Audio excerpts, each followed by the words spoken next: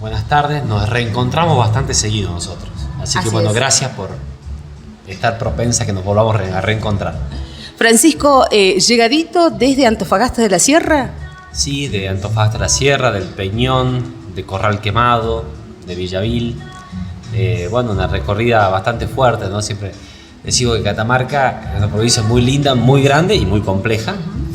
Así que, bueno, hemos hecho ese tirón con los candidatos a legisladores nacionales, la lista que encabeza el profesor Adrián Brizuela, y con muchas personas con las que estamos contentos en confluir en Catamarca, porque en este caso estamos, decimos alianza, porque muchas personas que venimos y tenemos por ahí una trayectoria dentro de la Unión Cívica Radical, sí, hemos hecho lo que veníamos diciendo hace mucho tiempo de la necesidad de confluir con el espacio de la Libertad Avanza, que es un espacio nuevo, y que con quienes tenemos que sumar musculatura para enfrentarnos, digamos, al peronismo en la provincia de Catamarca, que es muy fuerte, tiene aparato, tiene plata, tiene fierros, tiene fundamentalmente una enorme estructura de clientelismo y de dádiva, para lo cual creo que quienes pensamos parecido tenemos que confluir. Muchos lo hemos hecho, algunos no, pero bueno, acá estamos dando la pelea que creemos que tenemos que dar y en el lugar donde nosotros creemos que tenemos que estar. En el lugar que tienen que estar es en el interior, casualmente, de nuestra provincia de Catamarca, pero fuera de micrófono por ahí estábamos hablando y preguntando cómo viste ese Antofagasta de la Sierra, el Peñón. Bueno, bien, mira, yo creo que Antofagasta de la Sierra en particular y el oeste de la provincia en general tiene una enorme posibilidad de desarrollo, ¿no? O sea, Catamarca tiene tres patas en su economía. Una es la agroindustria, si querés está mucho más potencial en el este de la provincia, y en el oeste fundamentalmente lo que es el turismo y la minería. Y bueno, hay muchas oportunidades en ese sentido. Creo que hay un crecimiento fundamentalmente empujado por la transmisión de conocimiento, en el cual Belén forma parte de un circuito importante a nivel turístico, sí, y claramente Antofagasta también. Nosotros creemos que, a ver, fíjate vos, por ejemplo, Chile exporta $50.000 millones por año en minerales, la Argentina 4.000. Entonces decimos, bueno, hay una gran oportunidad porque hay cosas que se están haciendo, pero creemos que hay que hacer muchas más, ¿no? Yo creo que nosotros tenemos que ser una potencia en los dos sentidos, en los dos mercados, ¿no?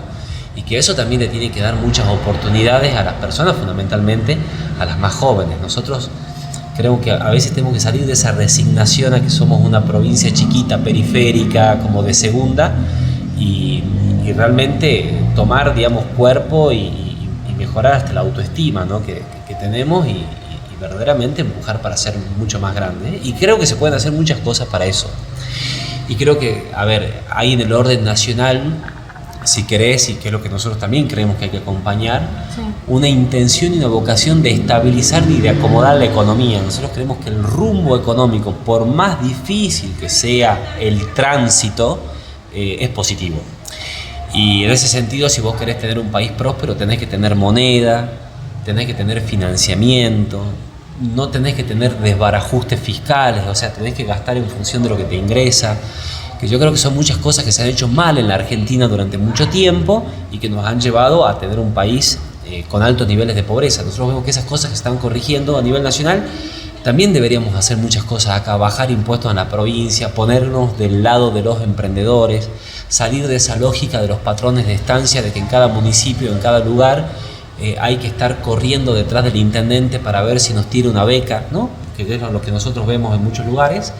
Y creemos que son realidades que hay que superarlas, ¿no? Superarlas conteniendo a la gente, por supuesto, pero fundamentalmente empujando a los emprendedores y con un Estado que esté parado en el lugar en donde tiene que estar, que es brindando servicios fundamentalmente de educación de calidad y de salud de calidad. ¿Qué vemos en esos campos? Vemos que, por ejemplo, en el campo de la docencia, Catamarca está con los peores salarios de la Argentina. Pasamos a ser de los mejores salarios hace 15 años a los peores, que eso redunda también en una mala calidad medida, ¿no? No es que estoy inventando nada, la calidad educativa en Catamarca es una de las más bajas en el país y que no se respeta al docente. Y fíjate vos que a veces quedan vacantes los cargos docentes y no se los completa, de preceptores, de profesores. Esas cosas no pueden pasar, porque si nosotros queremos una provincia que sea próspera, en quienes más deberíamos estar invirtiendo son en nuestros niños, ¿no? En nuestros jóvenes, y la salud ni que hablar, ¿no? O sea, Fíjate que vos tenés una provincia donde está centralizada la alta complejidad en materia de salud, y en donde el principal hospital que tiene la provincia, que es de San Juan Bautista, que es donde van fundamentalmente las derivaciones más complejas, está en una situación de infraestructura, la verdad que lamentable, ¿no? Entonces, si vos lo medís de esa manera, creo que hay muchas cosas para mejorar en Catamarca, y ese es nuestro desafío. Te escuchaba atentamente de lo que decías, Francisco, acerca de cómo seguir a ver a la Argentina. Tenemos en la Argentina un 50% de trabajadores informales. ¿Qué se hace? ¿Cómo se los sostiene? ¿Cómo hace el Estado? Necesitamos una enorme reforma laboral en la Argentina. Gracias a Dios eso ha dejado de ser un tema tabú. Hubo algunas mejoras durante el gobierno de Milei, que son, digamos, el tema del periodo de prueba, algunas cuestiones técnicas que tienen que ver con el régimen de multas y con todo un sistema que se había creado en la Argentina, en donde es un enorme negocio hacer juicios laborales, y en donde mucha gente no se anima a emprender una actividad productiva por los miedos a que en el futuro aparezca un abogado quitándote el negocio, ¿no? Entonces eso no puede pasar. No se ha hecho lo suficiente porque no existe el músculo legislativo, la cantidad de diputados y senadores suficientes para poder apoyar una reforma mucho más profunda. Pero acá hay algo mucho más grave también que hay que decirlo, porque al mismo tiempo que ocurre de que hay mucho mercado laboral en negro y que necesita una reforma, el principal trabajo no registrado en nuestra provincia es el trabajo que otorga a veces el Estado en negro, el Estado provincial y fundamentalmente los estados municipales. Y digamos las cosas como son. A ver, los becados municipales, que les dicen becados, muchas veces son trabajadores, son personas que realizan una labor que deberían estar bajo un régimen que tengan aportes, contribuciones y un salario digno, y eso no pasa. Y cuando yo te decía hace un rato, por ejemplo, hay muchos lugares donde en las escuelas, en vez de cubrir los cargos y pagarle lo que le tienen que pagar a una persona, mandan un becado de la municipalidad, ¿no? Tiene un accidente y después no tiene la cobertura. Entonces, esas cosas son las que hay que corregir, pero a ver, hay una idea y una mirada de qué hacer con eso. O sea, el tema de la reforma laboral en Argentina se viene hablando hace mucho tiempo. Lamentablemente el peronismo y el populismo se enojan, no les gusta, dicen que es precarización, pero la verdad el tener el 50% del trabajo en negro, esa es la verdadera precarización. Y eso es lo que nosotros queremos cambiar. Hay algunas cuestiones que tienen que ver con los privilegios a los sindicatos con las cuales hay que terminar. No puede ser que parte del salario de los trabajadores en la Argentina vayan, aunque ellos no quieran, aunque el trabajador no quiera, vaya un porcentaje al seguro de CPERI, otra parte a la mutual, otra parte al aporte sindical. Entonces, eso según el convenio colectivo de cada gremio, ¿viste? Pero son cosas que no pueden pasar. Nosotros creemos que el costo laboral que no tiene que ver con el salario hay que tratar de eliminarlo lo máximo posible y tener un régimen que sea mucho más flexible, mucho más dinámico, mucho más adaptable a la coyuntura que nosotros vivimos como nación. Por ejemplo, que es, te diría, un modelo similar a lo que ocurre en el campo de la construcción. Fíjate que el sector de la construcción tiene un sistema que es mucho más dinámico, sí, porque justamente por las características propias de la construcción, una persona entra, trabaja en una obra de albañilería, por ejemplo, y después de esa obra concluye y se tiene que ir a trabajar en otra obra, ¿no? Entonces, ese sistema que es mucho más dinámico permite que haya más personas trabajando en blanco, y creo que eso es el rumbo por el que tenemos que ir. Francisco, te pregunto, que como representante de los intereses de Catamarca en el Congreso, frente a las decisiones nacionales, ¿cómo los representás vos desde tu banca?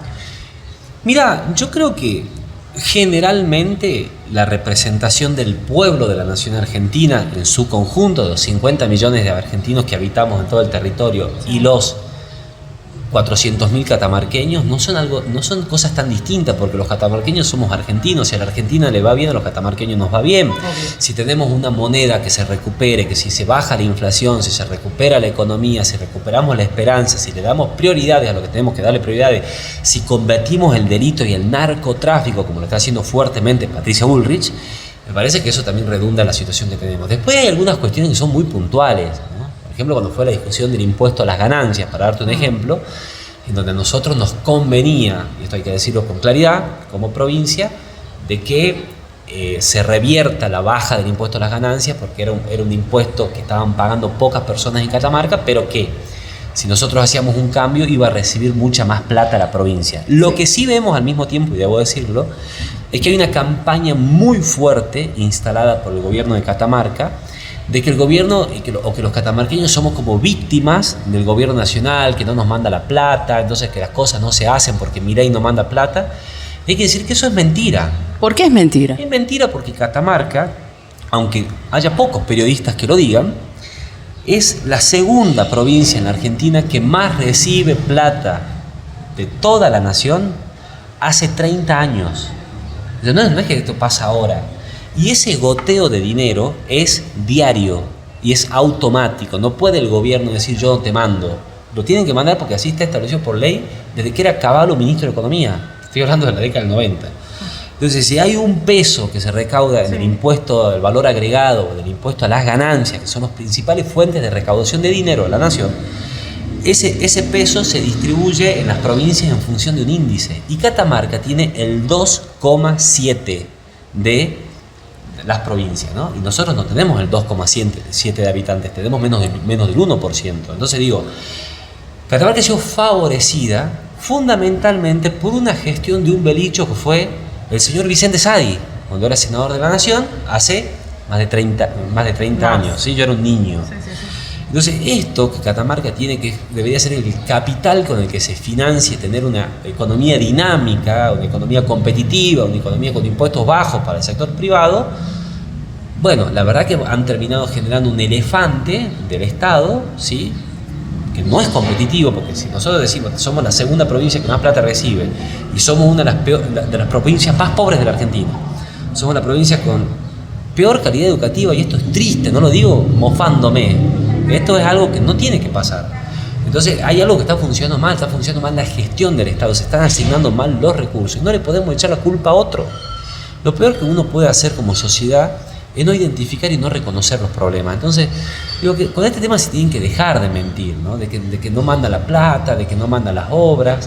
Después, cuando están por llegar las elecciones, resulta ser que el gobierno provincial empieza a inaugurar obras, por tanto, evidentemente, alguna plata había. Entonces, nosotros queremos que no se le mienta a la gente y que nosotros, como catamarqueños, discutamos. Si nosotros somos la segunda provincia, como bien te decía, que más recursos recibe, ¿cómo hacemos para que eso redunde en mejor calidad de vida de la gente, ¿no? Este territorio en particular, Belén, te diría que es el más emprendedor de la provincia. Acá hay un ecosistema emprendedor muy grande. De hecho, estamos en un bar de algún emprendedor bastante picante por lo visto. Y creo que esa gente hay que ayudarla, hay que empujarla, hay que bajarle los impuestos. Te doy un ejemplo. El 8% del precio que tiene un producto, puede ser de esta botella de agua, es un impuesto que se llama ingresos brutos. Sí. Nosotros sí verdaderamente somos inteligentes y hacemos un esfuerzo y eliminamos gastos superfluos en el Estado, deberíamos bajar drásticamente el impuesto de ingresos brutos. Catamarca tiene margen, como no tiene margen en otras provincias, para así hacerlo, y ser la provincia quizás más barata, o la provincia que a los emprendedores no les ponga traba todo el tiempo, porque ingresos brutos lo pagan los emprendedores. Es un efecto cascada el que produce ingresos brutos. Lo paga el productor, después lo paga el mayorista, después lo paga el minorista, después lo paga el comercial, el consumidor final. Son cosas de las que no se hablan, pero nosotros entendemos importante instalar el debate, ¿no? Instalar debates nuevos, debates que verdaderamente sean novedosos y que hagan verdaderamente encontrar una ventana de oportunidades para los catamarqueños. Te pregunto, ¿y esto nos sucede a nosotros como comunicadores de pronto ir a una estación de servicio o a diferentes estaciones de servicio? Suponte hoy el precio de la nafta es un monto. Vas a los 2 días y ha variado. ¿A qué se debe esto? Bueno, a ver, aquí hay dos cosas. Me estás metiendo en el campo de la economía, me encanta el tema, pero no quiero volverme engorroso. Hay dos cosas. Una cosa son los precios relativos, ¿sí? Que es cuánto cuesta, por ejemplo, un teléfono respecto de esta agua, ¿cierto? Uh-huh. Entonces, esos precios relativos generalmente van parejos, ¿sí? Sí. Pero a veces varían por la preferencia de los consumidores, o de golpe porque hay escasez en algún producto. Por ejemplo, Catamarca vende litio, hagamos de cuenta, ¿no? Uh-huh. Okay. El precio del litio a nivel internacional bajó en relación a lo que vale el oro y el cobre, ¿no? Esos son precios relativos. Otra cosa es la inflación. La inflación es un fenómeno monetario por el cual el poder adquisitivo del dinero va disminuyendo como consecuencia de la emisión monetaria. Eso es una forma que tiene el Estado de cobrar un impuesto sin legislarlo. Es la manera más cobarde, más cruel y que más pobreza genera, fundamentalmente en los sectores asalariados, la producción de impuesto inflacionario, que es a donde nos ha llevado, y hay que decirlo con claridad, el gobierno de Alberto Fernández, Cristina Fernández de Kirchner y Sergio Massa, a niveles inflacionarios estrafalarios de ser la Argentina el segundo país en el mundo de más inflación. Esto se está corrigiendo. O sea, la Argentina ha pasado de tener una inflación interanual de aproximadamente un 300% a tener una estimación para el año que viene de una inflación del 20%. O sea, la diferencia es sideral. ¿Cómo se logró esto? Haciendo que el Estado deje de emitir dinero, ¿sí?, por debajo de la demanda, ¿sí? Para dejar de emitir dinero hubo que bajar el gasto público. Esta es la historia reciente de nuestro país. Cuando se habla de ajuste, ¿por qué hacen un ajuste? El ajuste es básicamente que si el Estado le entran 10 pesos, gasta 10 pesos, porque antes gastaba 12. ¿Cómo financiabas esos 2 de diferencias emitiendo dinero y produciendo inflación para los más pobres? Una barbaridad lo que se hacía. Entonces, ahora se está como calzando esto y es un camino duro, porque para muchas personas puede ser un tránsito o una transición complicada el tema de que la baja de inflación puede venir en algún punto con algún enfriamiento de la economía, que hay personas que no les alcanza, y esto es real. Pero, mucha gente no le alcanza. Pero por supuesto, pero para poner las cosas en el lugar correcto, hay muchísima gente que no le alcanza. Muchas veces se habla de las jubilaciones, de los salarios, tanto del público como del privado. Tampoco es que antes alcanzaba. Pero no es que nosotros venimos de las jubilaciones lindas del gobierno peronista. En el año 2023, que fue el último año del gobierno de Alberto Fernández, las jubilaciones perdieron un 40% de poder adquisitivo. En ese año solamente producto de la inflación. Eso no ha pasado. Lo que pasa es que venimos de un rezago muy complejo, ¿no es cierto?, de un empobrecimiento de nuestro país que durante 12 años no creció. La Argentina este año va a ser el primer año que crece 5 puntos la economía desde por lo menos el año 2011.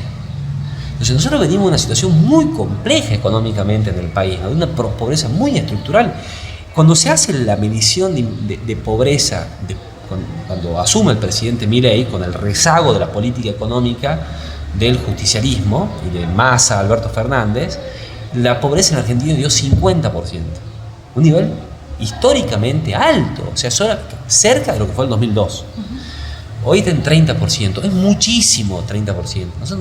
Es una inmoralidad que como sociedad tengamos eso. Ahora, ¿cómo se corrige? Estabilizando la economía, recuperando la moneda, recuperando la confianza, recuperando el crédito, desregulando, vinculándonos con países del mundo razonables a los cuales les podamos vender nuestros productos y que no seamos una paria en el mundo. Bueno, esas cosas se están haciendo. ¿Lo hemos logrado o no lo hemos logrado? Bueno, estamos a la mitad del río. Y quiero decir algo que para mí es muy importante en este momento. Hay que dejarlo gobernar al presidente. Acá tenemos un intendente municipal en Belén que gobierna. A algunos les gustará, a otros no les gustará, pero gobierna. Tenemos un gobernador que es Jalil, yo soy duro opositor del gobierno de Jalil, pero gobierna. Y nosotros lo dejamos gobernar, no le vamos a tirar piedras. No es que sale Jalil por la calle y le armamos una patota para que lo ataque. A Milei no lo están dejando gobernar. Y no es la primera vez que pasa en Argentina esto. Cuando gobierna alguien que no es del peronismo, llámese Mauricio Macri, llámese Fernando de la Rúa, llámese Alfonsín, no se lo deja gobernar. Entonces, nosotros hacemos también un llamado a la opinión pública en este tema, independientemente de que nos gusten un poco más las ideas o no. A mí me pueden parecer razonable el rumbo que encaró el presidente Milei, que ha sido acompañado por la gente. La gente lo votó a Milei. Ahora, a quienes les guste y a quienes no les gusten, parece que no debería estar en discusión en la Argentina que todas las semanas en el Congreso, en la calle, estén armando una patoteada. Nosotros la semana que viene en el Congreso tenemos otra embestida por parte del peronismo y sus aliados para tratar de dificultar la gobernabilidad del presidente. Y yo creo que eso es hoy también un factor que está complicando, digamos, un poco la economía. Este tema de que hay un presidente que encaró reformas razonables, pero que empieza a haber ruido con la gobernabilidad por todas estas embestidas que hace el peronismo. ¿Qué opinás? Digo, porque viste que, bueno, Milei principalmente ha hecho una campaña por todas las redes sociales, los jóvenes lo han seguido, lo siguen muchísimos jóvenes, y él habló mucho de la casta, en contra de la casta. Hoy todo el mundo, no digo todo el mundo, muchos hablan él iba en contra de la casta, pero con este tema de la corrupción, supuesta corrupción por parte de su hermana. ¿Cómo sigue? ¿Es una opereta política esto para ir en contra y no dejarlo gobernar, por ejemplo? A ver, no tengas duda de que siempre hay operetas políticas. Cuando empiezan a aparecer un montón de situaciones, versiones en la víspera de un proceso electoral, a mí no me parece casualidad. Sin perjuicio de ello, creo que ante cualquier situación que genere duda, sospecha por eventual corrupción en el gobierno de Milei o en cualquier gobierno del mundo, tiene que haber una aclaración y la justicia tiene que investigar. Y en ese sentido nosotros somos, te lo digo a nivel personal, digamos, no tengo una predisposición a ponerme ninguna careta. Si hay algún funcionario del gobierno de Milei que tiene que dar explicaciones, que las dé, ¿sí? Y que acá lo que no se puede manchar nunca y en ningún momento es que si el rumbo de las políticas que trazan el Ministerio de Economía, el ministro Sturzenegger, la ministra Bullrich, el ministro Petri, que yo creo que son personas íntegras, me parece que si hay alguien, algún pícaro en el camino, hay que cortarle la cabeza. Ahora, ¿cómo se hace eso? Con la justicia, con instituciones y como corresponde, ¿no es cierto?, en cualquier lugar normal del mundo.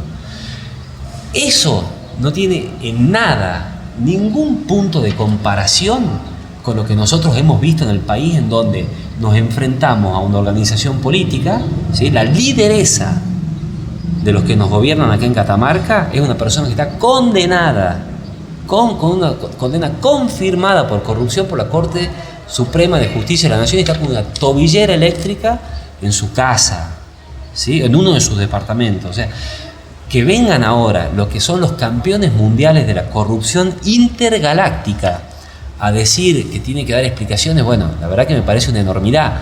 Pero como te decía al inicio, si hay cualquier sospecha sobre cualquier persona, me parece que se tiene que investigar. Ahora, casta es muchas cosas. Casta es que, por ejemplo, un empresario tenga el privilegio de poder venderte la zapatilla que vale en todo el mundo, supongamos 50.000 pesos, que en Argentina te la pueda vender a 200.000, porque no tienen competencia, porque hay trabas aduaneras, porque hay burocracia. Esa es la verdadera casta. Y yo creo y pienso que esta mirada de tener una economía más abierta al mundo, donde vos podés entrar y comprar productos en distintos lugares, donde nosotros, por ejemplo, estuvimos en el norte de Belén y Antofagasta y hablamos hace un rato. Sí. En muchos lugares está funcionando la antena de esta empresa que se llama Starlink. Sí. ¿Por qué Starlink es una opción hoy en Argentina? ¿Por qué antes no se podía contratar Starlink? ¿Para beneficiar a qué empresa? ¿O para beneficiar a quiénes? Y eso también no es acceso a derechos, eso no es también acceso, o en definitiva romper con castas. Entonces yo sí creo que hay una política en muchos temas del campo de la economía que verdaderamente son y constituyen una lucha contra la casta. Y si muchos gobernadores se te ponen en contra, como está pasando con Milei, que todos los gobernadores le tiran piedra porque algunos privilegios se han cortado, debe ser que alguna lucha contra la casta sí hay, porque la mayor parte de los enemigos políticos que tiene este presidente de la nación y son, el paradigma de la casta. ¿Cómo lo ves? Hace muy poquito estuvo acá el gobernador, casualmente inaugurando la primera parte de la nueva estación de la terminal de ómnibus en la ciudad de Belén. Y el gobernador, en declaraciones a diferentes medios de la provincia, decía: bueno, yo tengo diálogo con el presidente de la nación. Bueno, me parece, si tiene diálogo, yo lo dudo, la verdad. ¿No dudas? Sí, no sé de qué diálogo habla, pero diálogo con Milei, Jalil, yo creo que no es así, pero más allá de eso, me parece que siempre tiene que haber diálogo entre los niveles de gobierno, claro, ¿no? Los intendentes tienen que hablar con los gobernadores tienen que hablar con los presidentes, eso está bien, pero eso es una parte, ¿sí? La otra parte es que vos vayas a firmar, por ejemplo, como lo hizo Jalil, el Pacto de Mayo, para tener un régimen tributario que sea menos caro para los trabajadores y para el sector privado, que tengamos un régimen previsional sustentable y sostenible. Estuvimos mencionando 2 puntos nomás, ¿no? Ahora, después el comportamiento de algunos gobernadores, y en particular de Jaril y de sus legisladores, han ido a contramano. Entonces, la verdad que acá se ha firmado y se ha asumido un compromiso de encauzar la Argentina en un rumbo, y cuando se acercaron los tiempos electorales, los gobernadores fundamentalmente peronistas como Jaril han tomado otro rumbo. Entonces, dialogar no es una finalidad en sí misma. El diálogo tiene que tener un sentido, ¿no? El sentido del diálogo es justamente ponerse de acuerdo en cosas que se materialicen, ¿sí? Porque acá muchas veces el gobernador habla de diálogo. Cuando nosotros planteamos los temas que son centrales para nosotros y claves para Catamarca, todo queda en el aire. ¿Cuál es el diálogo? Bueno, estás candidato casualmente a diputado provincial. Y siempre se ha hablado de la boleta única. ¿Qué opinas acerca de esta boleta única? Que es como que nos llevaría más a la transparencia en este 26 de octubre. Próximo. Dos cosas. Una, es un muy buen sistema de votación. Es un problemita de que no lo tengamos a nivel local en Catamarca. Y ahí está la picardía, ¿no? de muchos gobiernos o de muchas provincias que no adhirieron al sistema. Entonces, vas a tener un sistema muy bueno para votar, que es muy intuitivo, es muy sencillo. Básicamente consiste en que toda la oferta electoral nacional está sintetizada en un solo papel, en donde están las distintas opciones de candidato, y vos marcas con una cruz donde más te gusta. Así de simple. Es así de simple. O sea, es más, creo que si no te explican cómo es y te dan la boleta única para que vayas a votar, votás como vos querés, porque es muy, muy fácil. Eso lo metes en una urna, después tenés que ir y votar para los candidatos provinciales y municipales bajo el sistema tradicional, que es que te dan el sobre, vos elegís alguna de las boletas, y ahí están. Muchas veces el problema que tiene ese sistema es el nuestro, el tradicional e histórico, es que los partidos políticos son los responsables de poner cada uno su boleta, después hay robo de boleta, hay voto en cadena, hay picardías. Pero bueno, ojalá que nosotros en Catamarca logremos, como lo ha hecho muchas provincias, lo ha hecho la provincia de Córdoba, lo ha hecho la provincia de Santa Fe, lo ha hecho la provincia de Salta, la ciudad de Buenos Aires también, un sistema de votación para todas las categorías de cargo que sea con boleta única, que puede ser un sistema de voto semi-electrónico, electrónico o de papel, pero que terminemos con este manoseo de las millones de boletas, de que los partidos políticos imprimen, es hasta antiecológico, ¿no? Que se impriman tantas boletas al pedo, cuando en realidad hay muchos sistemas mucho más sencillos que no lo hemos inventado acá en la Argentina. Casi todo el mundo vota con boleta única. No sé qué esperamos para hacerlo en cada uno de los rincones de nuestra provincia. Bueno, así de a poquito llegando al final de este diálogo, pero bueno, quería preguntarte lo simple. ¿Qué le pasa a Francisco Monti, político, diputado nacional, candidato a diputado provincial de nuestra provincia de Catamarca, en la calle? ¿Cómo es la gente con vos en la calle cuando te ven? Mirá, me encanta la pregunta que me haces, porque hay una mitología de la relación del político con el ciudadano. Sí. Yo creo que aquí en Catamarca somos todos ciudadanos comunes. O sea, no hay... A ver, el político que se sube a un pony y se crea un ser especial con superpoderes y que tiene que tener un vínculo distinto con la gente, como mínimo es un boludo, ¿no? Acá yo creo que vos me conocés antes de tener cargo, siempre somos lo mismo. Por ahí el hecho de tener mucha exposición pública hace que por ahí te conozcan algunas personas que vos no conocés, y por ahí eso generan algunas conversaciones, pero siempre son muy respetuosas, ¿no? ¿Te plantean situaciones? Sí, la gente te pregunta. También es cierto que la gente que coincide con uno es por ahí la que más te genera una conversación que el que no te quiere, ¿no? Claro. Entonces, nunca he tenido una situación complicada, ni embarazosa, ni compleja, ni violenta, ni nada que se le parezca, al menos que yo recuerde. Generalmente bien, ¿no? Bien, y para mí es una experiencia dulce. Por ahí, bueno, me pasó concretamente ayer, de gente que sigue nuestra actividad y que vive en lugares muy remotos de la provincia, ¿no? Y nosotros nos debemos mucho a ellos. La verdad que para mí es un enorme honor haber ejercido las representaciones que me han tocado hasta acá, gigantesco honor, siempre he intentado hacerlo con el mayor sentido de la responsabilidad. Y estoy contento de que de que el próximo desafío va a ser a nivel local, ¿no? A mí lo que estar en un cargo nacional como diputado nacional también como experiencia es fabuloso, es un enorme aprendizaje, fue una enorme responsabilidad también, y la sigue siendo, pero también es cierto que te quita 2 días a la semana en Buenos Aires, tenés que volver, cuando volvés, viste, te están saltando encima los 2 chicos, vos sabés que yo tengo chicos, y que bueno, eso te complica a veces los tiempos para algo que también es muy importante, para mí en particular, que es, recorrer la Maja Catamarca. Yo ahora, empiezo como una nueva etapa en donde voy a poder ya meter las narices con mucha profundidad. Es importante esta campaña electoral para mí, pero mucho más importante es lo que va a venir después, porque me siento, digamos, que esto ya es muy personal, ¿no? Como que estoy en un momento de mi vida en donde creo que soy relativamente joven, tengo 41 años, pero que al mismo tiempo he tenido la oportunidad de pasar por distintos lugares y tener mucho aprendizaje. Por supuesto que quiero seguir aprendiendo, pero que ya podemos decirle a los catamarqueños qué es lo que queremos para Catamarca, con mucha seguridad, y nos vamos a dedicar mucho a eso en el año 2026. Me dijiste, queremos para Catamarca.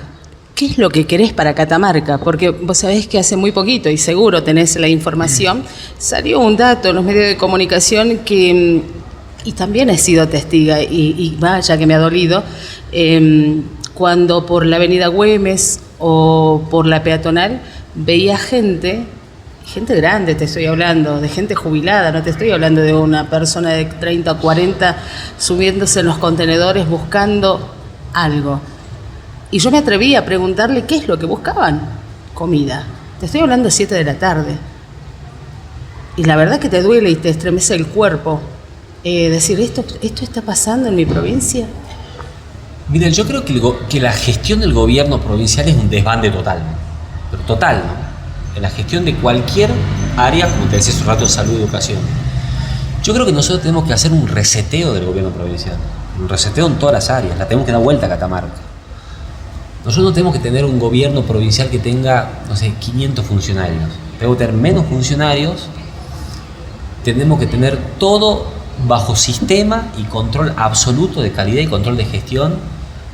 Eso no puede ser que nosotros, que convivamos con esta inmoralidad que vos estás diciendo. O sea, no puede haber una persona que pase hambre. No puede ser. No puede ser que nosotros no tengamos la capacidad de gestionar con transparencia, por ejemplo, un tema que es la vivienda. O sea, nadie sabe bajo qué criterios se distribuyen viviendas en Catamarca. El Estado inaugura, saca fotos, muchos aplauden. ¿Bajo qué criterio? Vos vas a la gente y le preguntas, hace 20 años que estoy inscripto, no sé nada. Pero después aparece la novia, la amante, la fulana, la perengana, ¿no?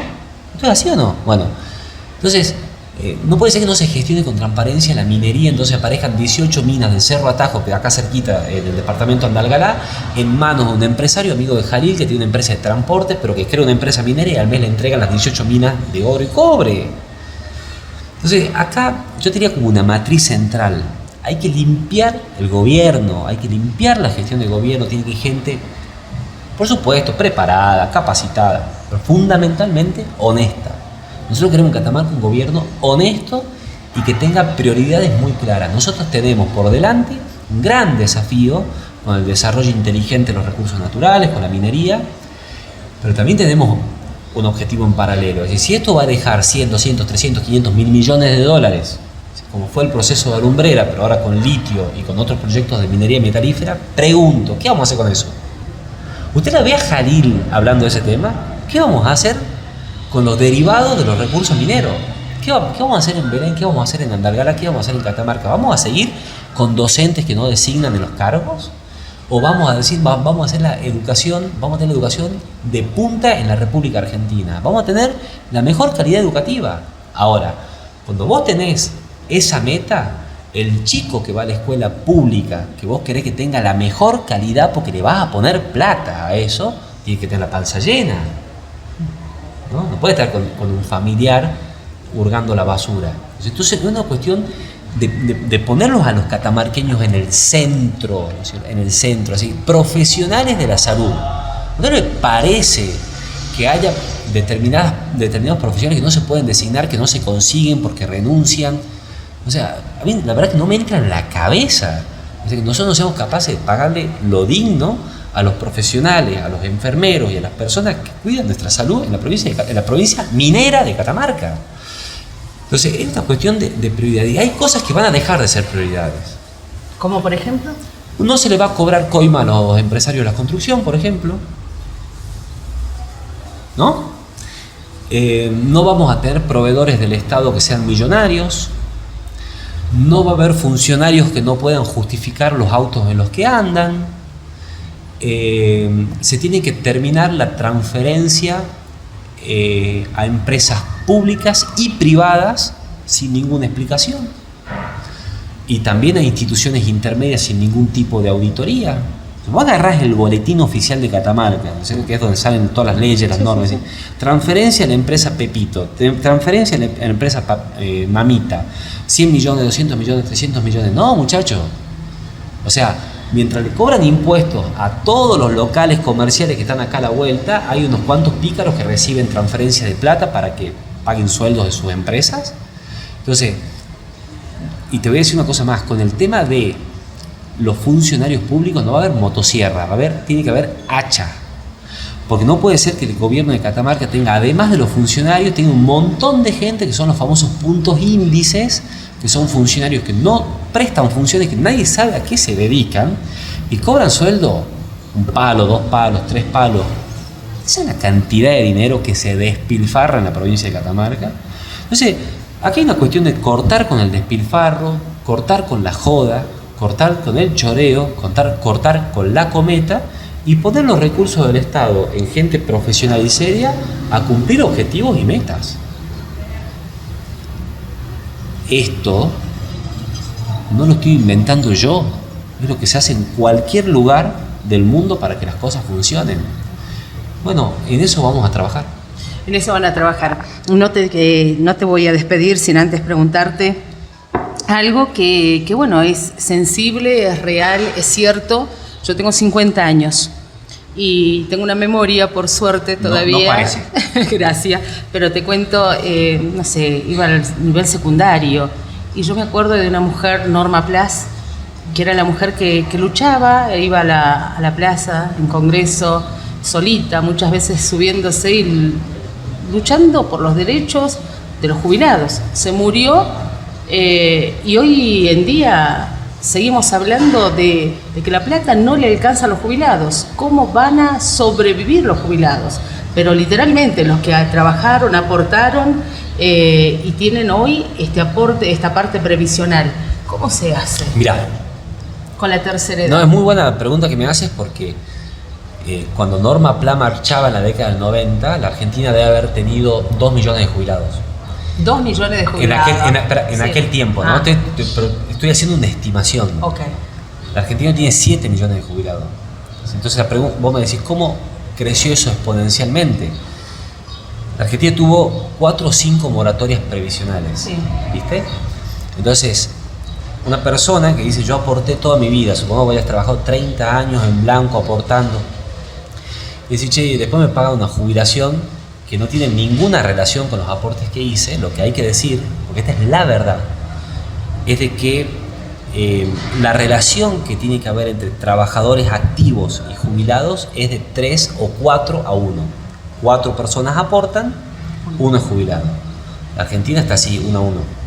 ¿Por qué? Porque tenés la mitad del trabajo, como me decías, en negro, y porque a través de distintas moratorias las personas que por ahí no lograron hacer la cantidad de aportes suficientes o que directamente no hicieron ningún aporte, por distintos motivos, porque esto no es un juzgamiento, ¿no? Pero por distintos motivos también accedieron al beneficio de la jubilación. Entonces vos tenés un sistema jubilatorio de altísima universalidad, o sea, digamos que muchas personas han podido acceder al régimen jubilatorio, pero al ser más la cantidad, obviamente es que si vos no modificás la cantidad de recursos, el monto que cada uno recibe ha bajado.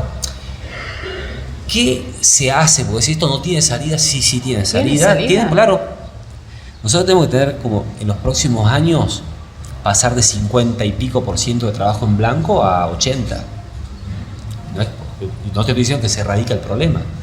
Con un régimen laboral más flexible, con un régimen laboral más parecido a lo que pasa en cualquier lugar del mundo.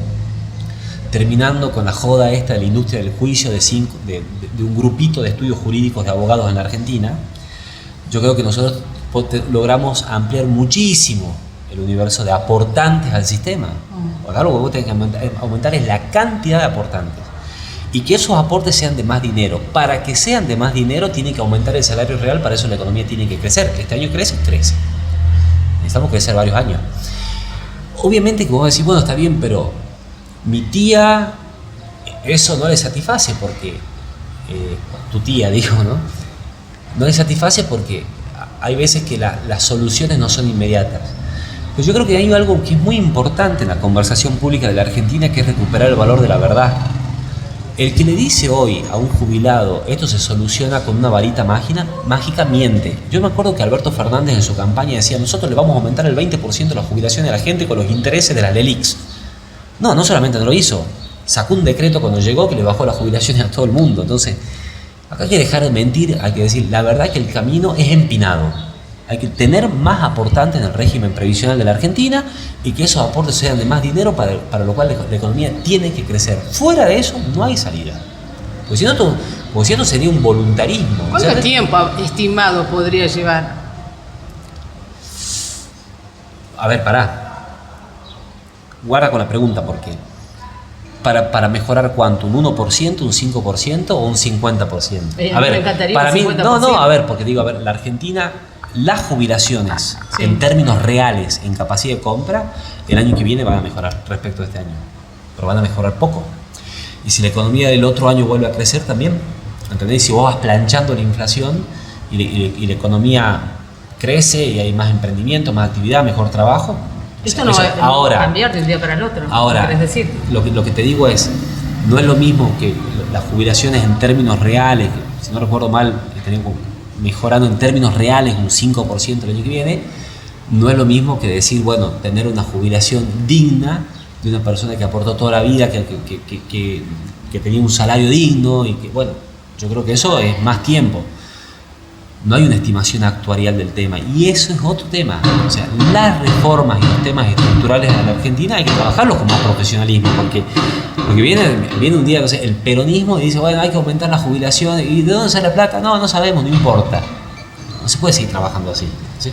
La Argentina tuvo varias modificaciones del régimen previsional en los últimos años y todas son pura chapucería y puro voluntarismo político. O sea, acá lo que hay que hacer es algo mucho más profesional, pero hay que decirle la verdad a la gente. O sea, yo no estoy predispuesto a trabajar fuera de ese contrato de la verdad. Yo entiendo que hay muchas veces situaciones muy crudas, muy duras, y uno empatiza con eso, uno convive, son nuestros hermanos, nuestros conciudadanos, pero este es el país que nos han dejado. Este es el país que hemos heredado. Cuando nosotros acompañamos al gobierno del presidente Milei en el Congreso, lo hacemos a sabiendas que el tipo agarró un país prendido fuego, desde todo punto de vista. Desde el punto de vista del balance del Banco Central, del déficit fiscal, de la pobreza, de la inflación. Entonces, es duro, es difícil. Tenemos dos caminos. El camino del reformismo, de hacer las cosas que hay que hacer, que es un camino lento, empinado, pero seguro, que es el que plantea este gobierno nacional. Y tenés el camino de la mentira, del populismo, de las buenas noticias, de los fuegos artificiales, que ya lo hemos conocido, ya lo conocemos y nos ha llevado a ser un país, que pasemos a ser un país rico, un país pobre. No veo más alternativa. Bien, después del 26 de octubre vamos a volver a dialogar, si te parece. Sí. Por ahí, en diciembre. Vengo por acá. Obvio. ¿Culminamos ahí la tarea? No, para. Ahora viene una elección en octubre. Después termina eso, bueno, digo diciembre, noviembre, diciembre. Ah, ¿sí? Bien. Después, al principio de enero no te da bola nadie, por lo menos a mí no me dan bola, a vos capaz que sí. Por más que uno lo intente. El año que viene va a ser un año de mucho trabajo, muy intenso, en el cual yo deposito muchas esperanzas. Qué bueno. Qué bueno, ¿eh? La verdad, agradecerte y bueno, siempre estamos en contacto, igual lo pueden seguir a través de las redes sociales. Bueno, claro, sí, en todas, como todos, ya a esta altura la Viste que es todo, redes sociales. O te adaptás O te adaptas, no así. hay otra. Muchísimas gracias, doctor. Gracias a vos, Che, que ande muchas bien. El doctor Francisco Monti, el diputado nacional, candidato a diputado provincial.